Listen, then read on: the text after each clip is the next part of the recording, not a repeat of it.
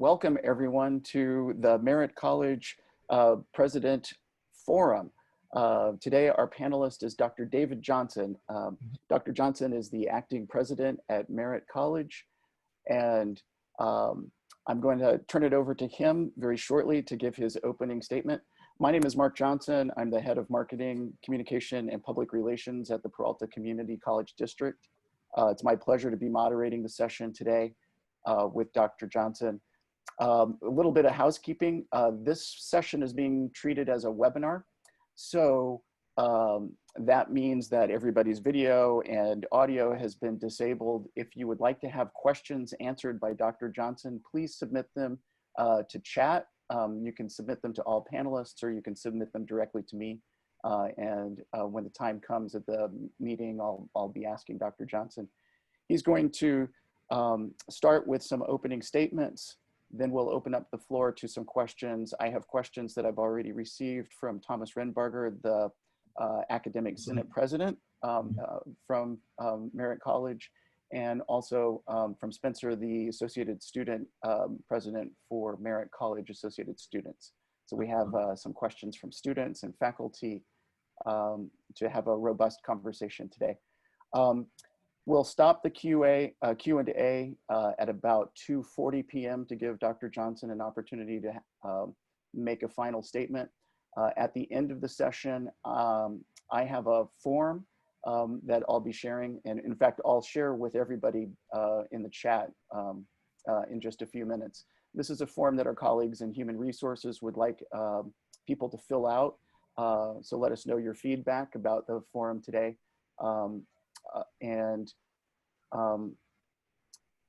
Let's see, those forms need to be emailed to Brandon Christian in the Chancellor's office. I'll post his email address in the chat in addition to the form. So without further ado, it is my absolute pleasure to introduce Dr. David Johnson, acting president of Merritt College. Over to you, Dr. Thank you for that Johnson. enthusiastic introduction, Mark. I appreciate it. And thank you for the opportunity, all of you, giving me the opportunity to share my experience, perspectives, and vision for Merritt. I'm particularly grateful that you all are taking the time to do this, given the obvious challenges that we're all facing. But with that said, I hope that everyone is safe, healthy, and encouraged that brighter days are ahead for us.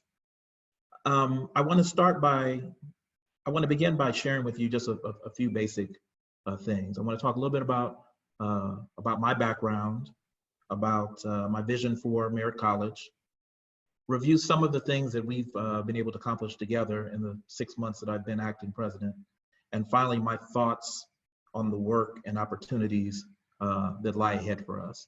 So I'm going to try to get on this shared screen here and see what we do. Okay, hopefully everyone can see that. That's great. So just a little bit, I'm going to start with the personal. I was raised one block away, one freeway exit away from Merritt College. My first conceptions of what a college even was were shaped by my time here at Merritt College. My father knew someone who had keys to the gymnasium, so we would spend our Saturdays playing basketball and running through campus. So just on a very personal level, some of my fondest, earliest memories were formulated by my time spent here at Merritt, running around when I was about the age that my twins are now, 5 or 6 years old. In addition to that, I am a proud product of the Oakland Unified School District, K through 12, Sequoia Elementary, Bret Harte Junior High School, and Oakland High School. So with that, I have a profound understanding of some of the challenges that our students face that come from our service areas, from those high schools. I understand about the schools sometimes having lack of resources, or students lacking the awareness of the opportunities that exist for them. The uneven level of academic preparation that students confront sometimes. I myself I like to tell people in high school, I never took an honors class. I never took an AP class. My senior year, I was in a vocational English class, and that's not an indictment of vocational English, but we didn't read Chaucer or Cervantes or Baldwin, or we were preparing to do cover letters and resumes because the expectation was that no one was going to attend college. So I understand that. And I also understand that our students in this particular area face financial challenges, the high cost of living, the housing, and the food insecurities. But I also understand that there are great opportunities from a public education. And I also understand that having gone through the K through 12, that they're very dedicated and supportive individuals, both in that system and here at Merritt College, to help our students transition. I myself, college, University of California, public education. I earned my bachelor's there, and then I went on and earned a master's degree in communications at the University of Washington before coming back to UC Berkeley and earning a PhD in American history with an emphasis on the African American experience in the 19th century. That led me to a teaching post at Berkeley City College. That's when I first joined the Peralta family. And there I taught history and African American studies. And I also ran a program called the Program for Adult College Education, PACE. And my experience teaching and running that program really informed everything that I currently do, even as an administrator. The importance of cohort programs, the importance of what we were doing. We didn't call it guided pathways back then, but that's what we were doing. And just an understanding of always being able to keep in mind the student in the room. Being a teacher really informs, I think, really informs the perspective that you have to be an effective manager. So I've never lost sight of that. After teaching for 7 years at Berkeley City College, I went on to become a dean at Kenyatta College in Redwood City, where I was dean and VP. I was there for 7 years, where I was dean of humanities and social sciences, and then vice president of instruction. Then subsequent to that, I spent a year at Las Positas College as vice president before I came back home to Peralta and landed at Merritt College. But I do want to kind of go back to the personal because this really, this college to a certain degree shaped who I am. Quite literally, this college changed the trajectory of my family life. When I was probably about 11 or 12 in middle school, junior high school, my mother enrolled at Merritt College. She worked for a particular company. She worked for Kaiser, I'll just say it, she worked for Kaiser. And like many of our students, was frustrated about her ability to advance at Kaiser. Watching people that she had trained and worked with move up the managerial ladder while she was being left behind. And she was constantly told, well, you know, Dina, you're very sharp, you're very smart, but you just don't have that piece of paper. You don't have your degree. So I watched my mother come to this college nights and weekends over a 3-year period. And I would come up here with her and I would study and I would wait for her to get out of class. And she ultimately earned her degree from Merritt College. And again, that quite literally changed the material circumstances of my family in terms of the income and just in terms of our quality of life. So I'm deeply indebted in that sense to the community college system in general and Merritt College in particular. So let me talk a little bit about my vision for Merritt College. My vision for Merritt College is that we are a preeminent institution of learning, training, and civic engagement. Okay. So what exactly does that mean? It means from the perspective of curriculum and quality instruction to ensure that we have fully accredited courses, updated CORs that reflect the best knowledge and practices in particular disciplines. It means that we offer degree programs in every discipline, and not just the local degrees, but our ADTs that will make our students more competitive to transfer at the CSU. It means continuing the fine work that we're doing with guided pathways. We're at the point at this college we have identified the areas of interest, And we're going to get students on the, identify the path, get students on the path, keep them on the path, and make sure they've learned something while they've been on the path. So I'm very excited about that. And to be a preeminent institution, we need to continue that work. It also means to provide professional development for our faculty members so that they can become master teachers. That's critical to that vision. But it's also critical that we ensure that we attract, recruit, and ultimately hire faculty members whose pedagogy aligns with our mission, values, and vision for this college, and our alignment with our equity goals. Resources and student services. To be a preeminent institution depends upon our ability to ensure that departments have the educational resources and technology that they need. And this means everything from computers to cadavers, making sure that our folks have what they need to be effective in the classroom. I will say that we need to do a better job with that in order to achieve and attain that vision of being a preeminent institution. And we may talk about that a little later in the question and answer. It means being very intentional about how we support student services, which are really the heartbeat of the college, the wraparound services that we provide, financial aid, the counseling, A&R, the student accessibility services.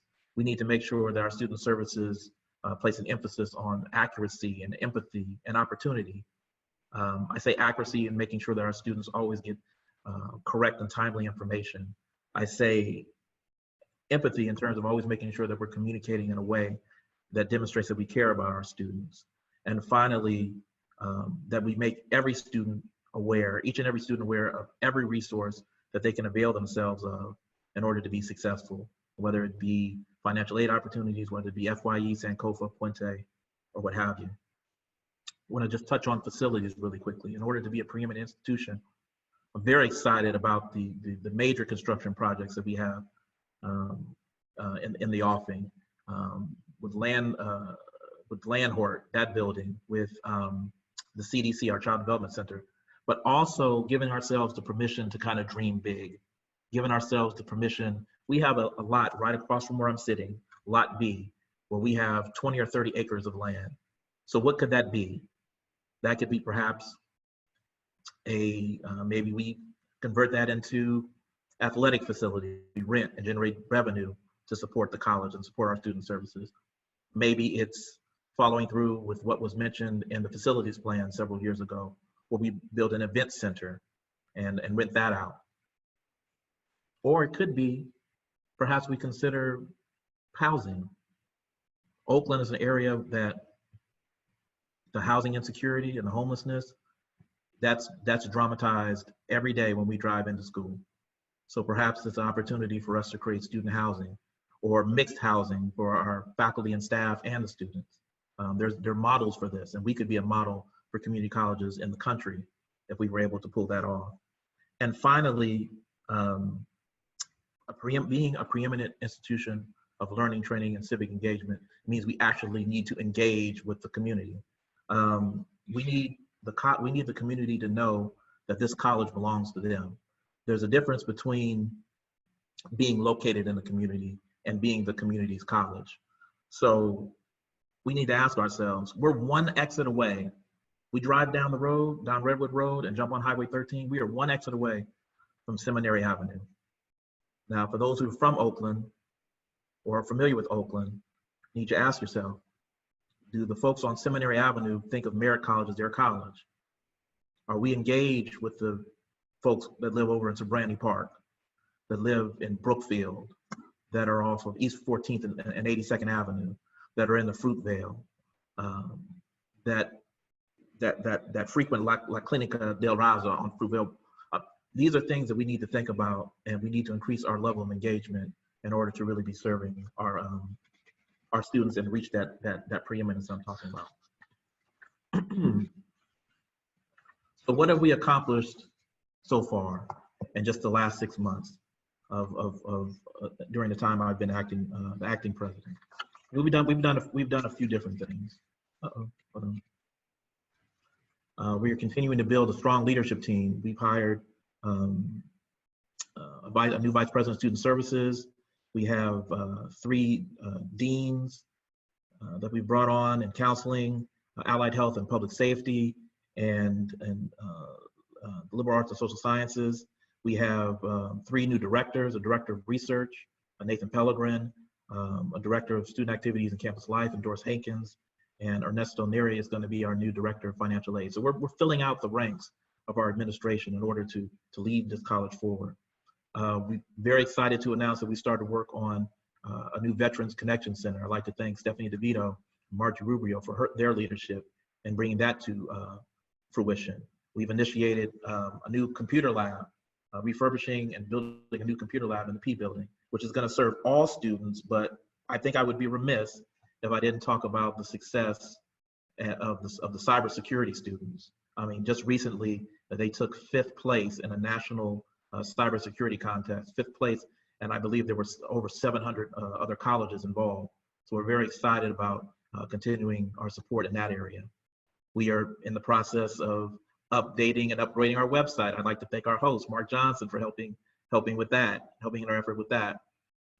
Very, very pleased to announce that we were able to get the college off of Firewatch. That was something that took a while, but I'm very, very pleased being able to work with the district and in order to get that done. And then finally, and probably most importantly, we are in uncharted waters. We're trying to navigate uncharted waters.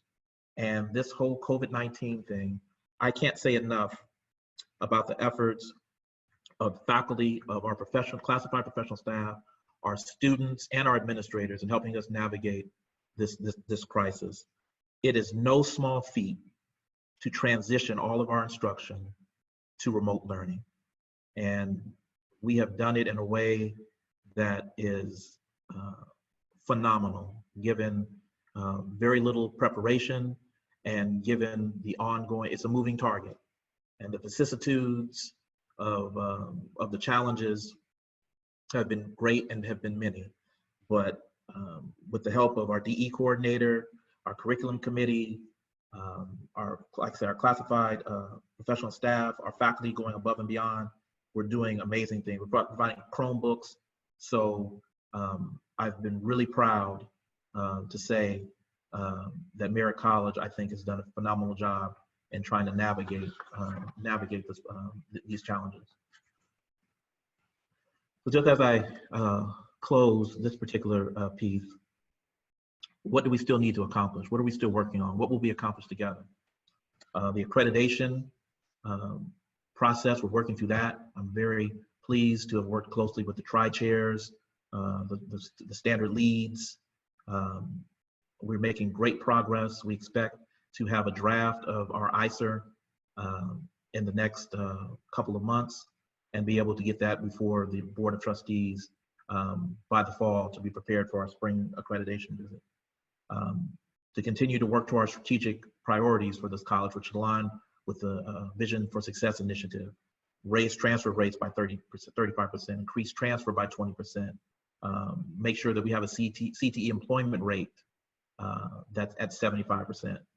And what I'm most passionate about, working toward eliminating the achievement gap, where it does not matter, and it will not matter, whether you are African-American male, whether you are Latinx, whether you are a veteran, whether you are a first-year student, that your prospects and your success rate will not differ appreciably from anybody else who attends Merritt College. So we're going to continue to work toward that. Academic planning for the spring semester.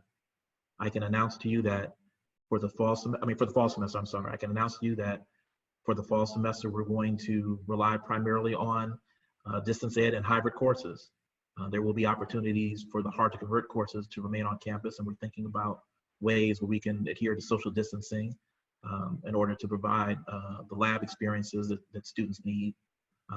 But that's work that we're going to continue to do together and be successful for our students. Continue to strengthen the synergy between student services and instruction. I've often said that a student's success at Merritt College is not just dependent upon being able to master formulas or write a paper. It's also being able to navigate the institution and to receive the level of support, emotional, psychological, but also just in terms of student services in order to be successful. And when a student's successful, when a student has challenges, the student doesn't leave Merritt College and say, well, you know what? That was on the student service side of the house, or that was on the instructional side of the house. They are thinking about the overall experience of Merritt. So we need to break down the silos in terms of, and continue to break down the silos in terms of providing a quality education that is bolstered by what we do on the student service side and what we do on the instructional side. Continuing to deepen our commitment to participatory governance. At Merritt College, I'm very, very focused on that. Working closely with academics and the president to rewrite our participatory governance, revise our participatory governance handbook, to do a better job with our integrated planning and budgeting. We're going to get much better at that, at following our own processes, refining and following our own processes.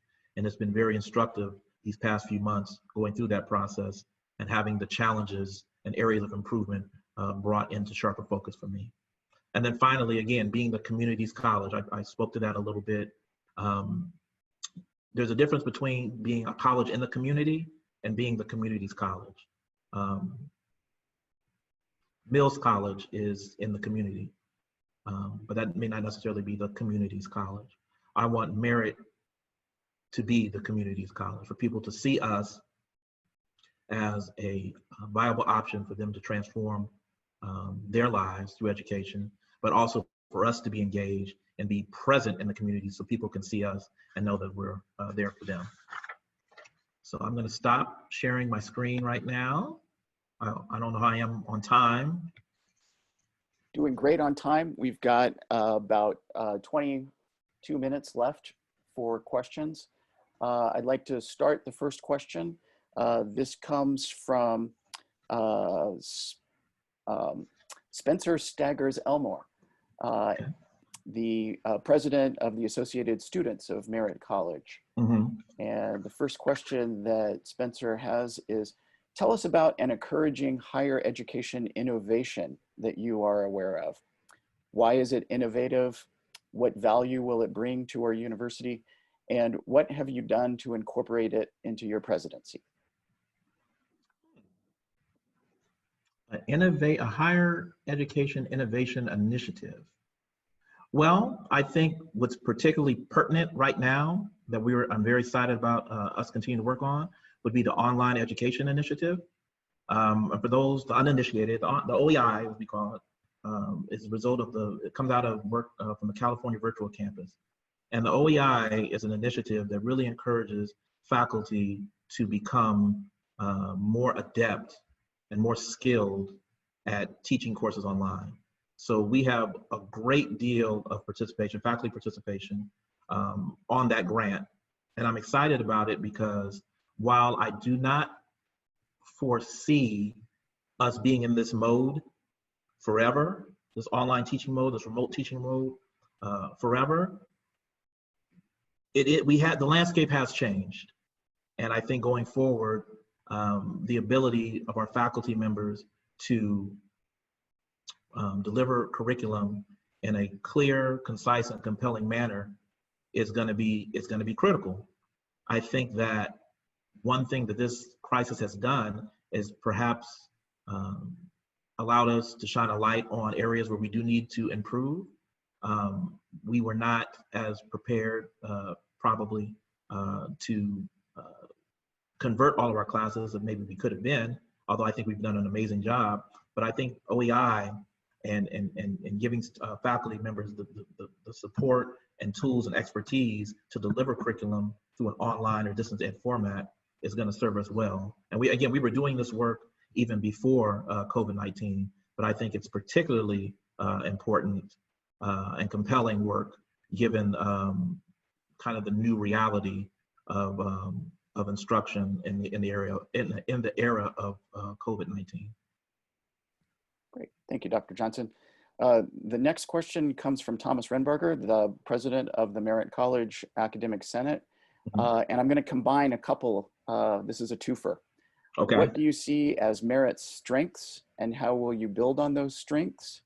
And what do you see as Merritt's weaknesses and how will you address those weaknesses?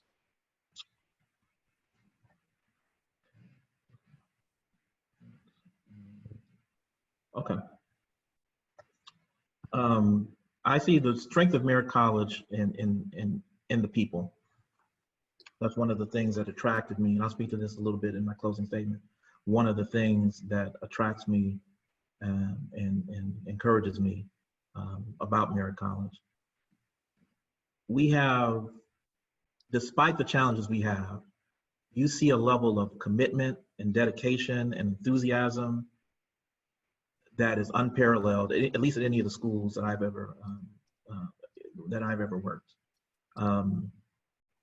I think the fact that people continue to do an admirable job despite those challenges is a test to what we have here at Merritt College. You do not stay at Merritt College unless you love it.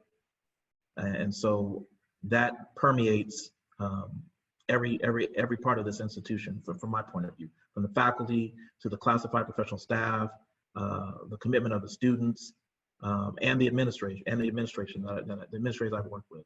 So I think the commitment and dedication and the spirit of Merritt College is its primary strength. Candidly, I think an area that where we need to improve is following our own practices. We've had a lot of conversation recently about the integrated planning and budget model that very clearly lays out timelines, that very clearly lays out the policies and procedures that we should follow in order to be effective. And we have not done a good job of doing that, in my estimation. I will take responsibility for that because I've been acting president for the last 6 months. But going forward, you have my commitment that we will look at every policy, every procedure. We will look at policy, procedure, and personnel in terms of making whatever adjustments or improvements that we need to push the college forward.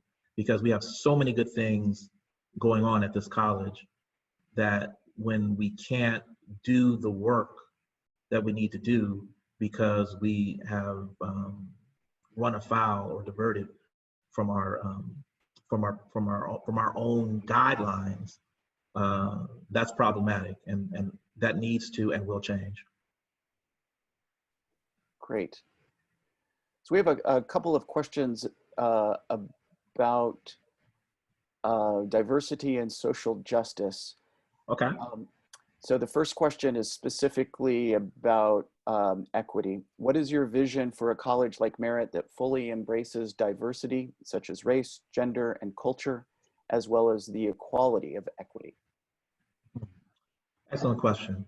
And especially at Merritt College, given what this college has been, the legacy of this college, and I'll talk about that a little bit later. Given who we are at Merritt, and given the fact that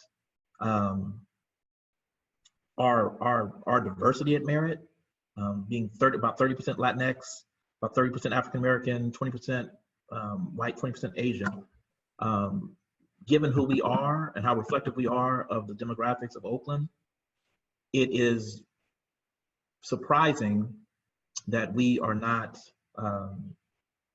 doing more in the area of equity. Not saying that we're doing a poor job, but I think there's a lot of room for improvement. One of the things that I'm pushing for is a director of equity at Merritt College. We don't have one district-wide, and if we're going to have one at one of the colleges, Merritt is in my view, that this is the place to have one.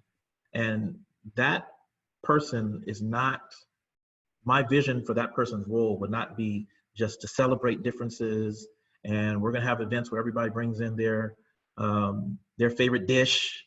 I mean, those things are important too. I'm not giving short shrift to celebrating diversity, but doing, I think, the more difficult work, looking at every single thing we do in terms of our budgeting, in terms of our accreditation, in terms of our student services, in terms of our teaching approaches, our pedagogy. That person would come in and help us and help inform everything we do to make sure that it was equity driven and everything was done through an equity lens. The reality is, I've often been asked, well, how do you close the achievement gap, because that's one of the things I'm focused on. And it's like, well, it shouldn't be rocket science to close the achievement gap. And I would say, well, in a certain sense, it's more difficult than rocket science because we've mastered rocket science and we send people to the moon. This is more challenging. This has been more enduring. And we understand that disparities, because when I think of equity, I don't think of diversity. I think of equity. I think of making sure that every student has what he or she needs to achieve his or her educational professional goals. And again, I spoke about the uneven level of achievement. That doesn't matter. Our responsibility is to make sure that the students have everything they need in the manner in which they need it in order to achieve whatever goals that they have. So this person would help us take a very critical look at our practices and our policies, our modes of behavior, our ways of thinking and speaking, and ways of engaging with each other and the students, and hopefully provide some clarity and some direction around measures we could take to improve those things, to move the needle. I'm also in the process of working in the meantime with a former Peralta person, but he's currently in another district, Lasana Hotep, who runs the Equity Institute at Skyline College, and sending faculty and classified professional staff members and some administrators over to participate in his Equity Institute, to go to a couple workshops and presentations to kind of get the ball rolling and bring information back to kind of train the trainers while we're still working on hiring a director of equity. Great, thank you. Mm-hmm. Trustee Karen Weinstein asks, can you talk a bit more about the synergy between student services and instruction? As I mentioned before, student services, it's been my experience that the extent to which we can really merge those two areas so it is a seamless experience for the student, the extent to which we can do that is critical to student success. I'll give you an example. When I was the director for the program of adult college education at Berkeley City College, we worked with the professors, and I know lecture time and class time and lab time is very, very precious. I've been in the classroom. I know we're loath to give up our time, but we worked with professors at the beginning of the term to carve out time in their class where counselors could come in and work on SEPs, student ed plans for the students, to make sure that they registered for the next semester, to make sure that we enacted our early alert systems.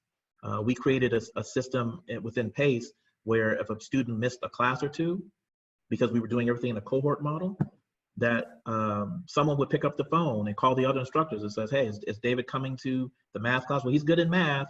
Has he been coming to the poli-sci class? Well, no, he's missed the last two classes, and you know what, he's missed my two classes too. And so you had that kind of intrusive, it has a negative connotation, but that really what it was, intentional intervention to support the students.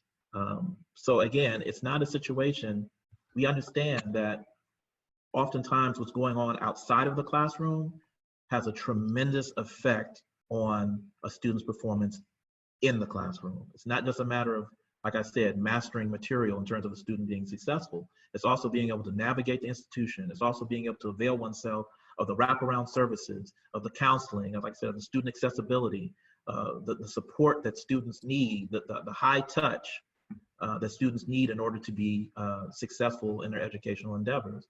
So one thing that I'm very excited about, the Vice President of Student Services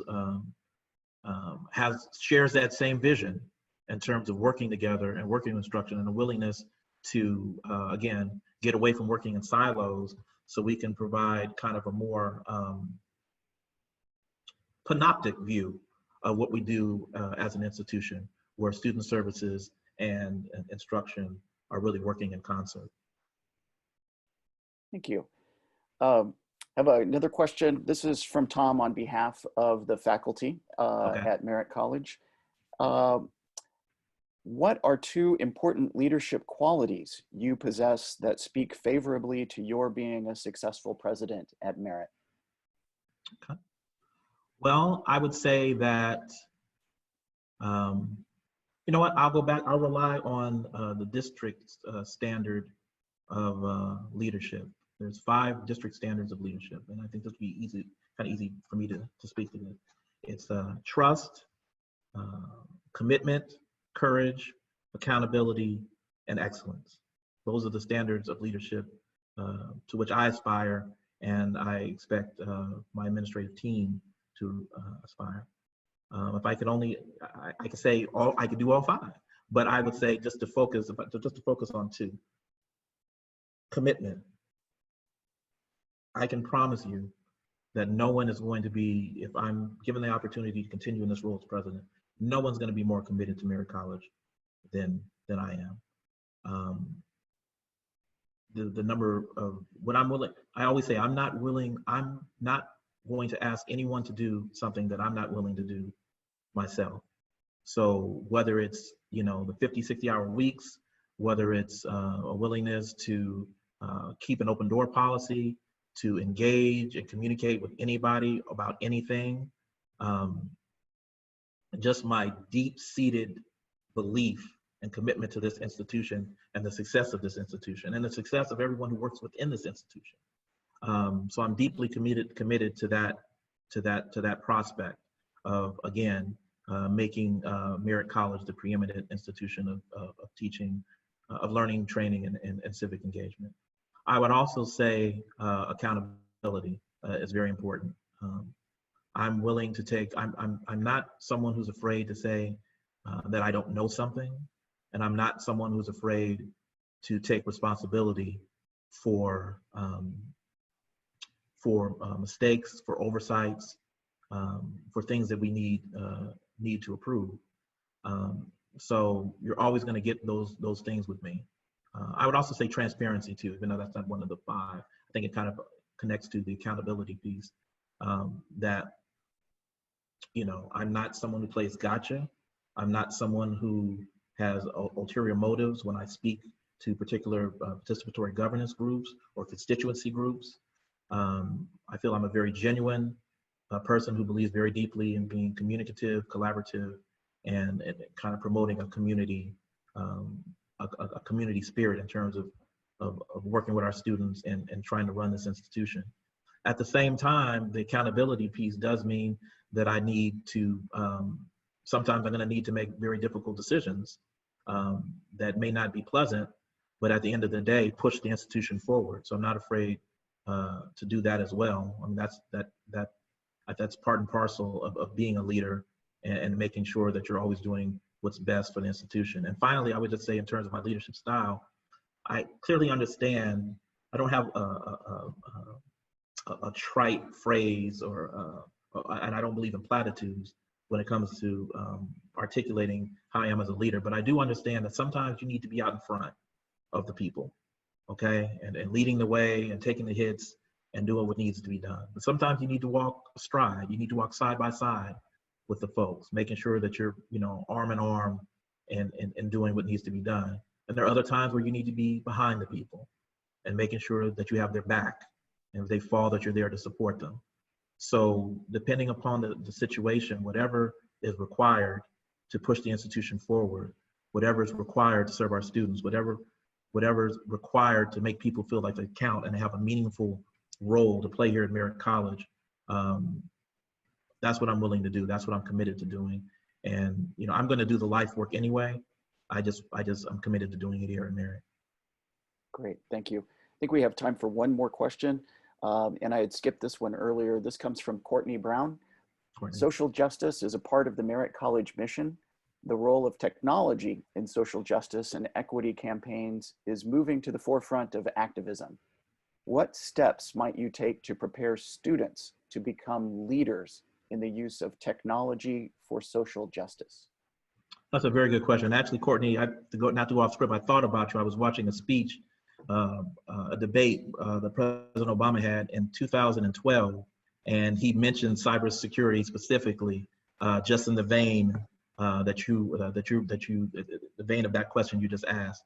Well, just on a baseline level, I'm very, in terms of supporting cybersecurity, I'm very pleased by the relationships that you all in that area, and I'm trying to support that, have developed with Jim Cates and Mark Egan through the Consortium of Information Systems Executive. They've been very, very supportive of the work that we've done, and the Chancellor has too, in terms of connecting cybersecurity and those two individuals with her Base 11 partnerships. But specifically, I'm really moved by the question, in the sense that we offer an opportunity through cybersecurity and other career education programs to really provide an economic opportunity. Not to say that college is just about maximizing your income, but to provide the level of jobs, the quality of jobs that yield a certain income that can really transform, our communities. I had a conversation with Sean Valentine, and you know him well with the Hidden Genius Project. We just had a conversation last week about this, in terms of taking individuals who society may not have traditionally seen, or maybe even the individuals have not traditionally seen themselves in this way, and really providing them with a skill and an opportunity to do something that they could have never imagined. And cybersecurity is a really good example of how we can do that. We can do it in other areas too, but in terms of cutting edge and being kind of really timely. And again, I alluded earlier to our Merritt students finishing 5th in a competition that had over 700 colleges. That's transformative, that's powerful. No one sees, that's counterintuitive in the minds of many, that some folks from Merritt College in Oakland, California could compete on that level. And that's transformative in the sense of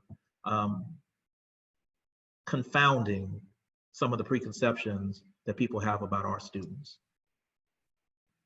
Thank you. Dr. Johnson, I said that was the last question, but I realized I haven't asked a question from a classified employee yet. Okay. We've asked questions from students and trustees and faculty members. This question comes from Ramona Butler. Mm-hmm. How will you, as Merritt President, support classified professionals in their efforts to participate in professional development opportunities? Specifically, financial support, release time for participation, and opportunities to share with other professionals.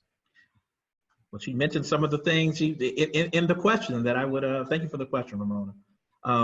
No, I think that professional development is critical in terms of allowing classified professionals to broaden and augment the skills that they already have. I am a very firm believer in also providing educational opportunities, whether it's in the form of scholarships or grants, or for classified professionals to further their education, tuition forgiveness. When I worked at a prior institution and took classes, if you worked at the institution, you could take classes for free. Now, I don't want to overstep because I don't have a magic wand, but that's something that I would definitely advocate. Even providing a more flexible schedule for classified folks to be able to take courses. I would also say that we need to, just on a baseline level, engender a greater appreciation for the work that classified professionals do. And that could be everything from planning a classified appreciation day, where the managers prepare the food and serve the classified professional staff.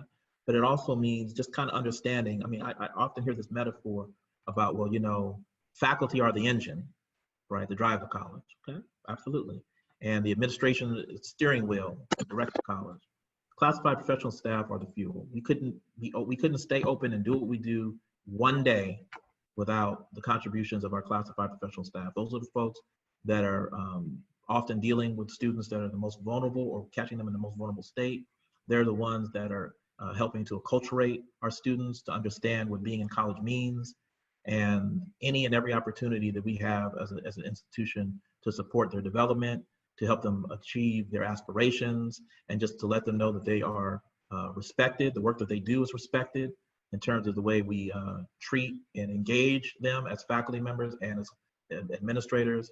I think those are very important elements to bolstering classified professionals at all the campuses, but at Merritt in particular. I'm saying all the campuses, Ramona's at BCC, but all the campuses, but Merritt in particular. Thank you, Dr. Johnson. At this time, we have an opportunity for you to present a brief statement in closing. Okay. I'll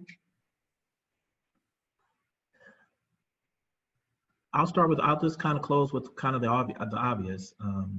The question is, why do I want to be the president of Merritt College? And just in thinking about it, a few different things come to mind. I've had opportunity to think about it. And first and foremost, this represents really the culmination of my professional aspirations to lead an institution that has, like I said before, it has committed staff members, talented teachers, and dedicated administrators. As I said before, you don't stay at Merritt and do this work unless you really, really care about the institution and care about the students. And I'm proud to be a part of that. And I want to continue to be a part of that as president. Secondly, this college has an historical importance that's pretty much unparalleled. As a scholar of African-American history, I have a keen understanding and appreciation for who we are, what Merritt College is. And the interesting thing is there was a time when Merritt College was the locus of intellectual, cultural, and social engagement in the city, and really in this region. And I believe that we can be that again, and I want to play a role in helping lead us to get there. The third thing I would say is I regard myself as a son of Oakland, and I'm extremely passionate about serving this community. And that's not to say that I did not care very deeply about the students at the other colleges where I've worked, because that would not be the case. But I'm from here. Okay, I'm from East Oakland. So the student demographics at Merritt, they reflect the diversity that we have in Oakland. And so serving this community would be an honor.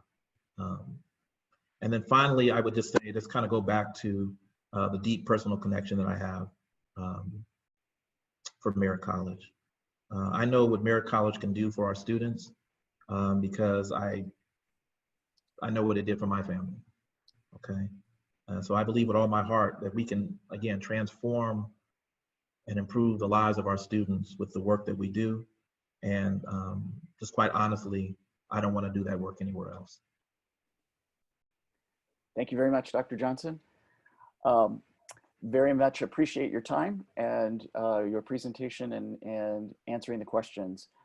My apologies to all of the attendees. There were so many questions. So many questions. I didn't open the chat. I saw the chat going crazy. I didn't open it. We got a lot of questions, and that's because people care deeply about Merritt College and the future of Merritt College, which speaks well. Thank you, everybody, for joining us. We are going to post a video recording of today's session on YouTube. We know that there were people who are very interested that weren't able to join us in real time, and so the video will be available on YouTube. I posted the link to the feedback comment. You can download that form, fill it out, email it to Brandon Christian. If you'd like a Word document, you can email Brandon or myself. We'd be happy to email you a Word document so that you can type your answers and email them to Brandon. Again, thank you very much for your time today. Thank you, sir. President Johnson. Okay, thank you, everybody. Be safe out there.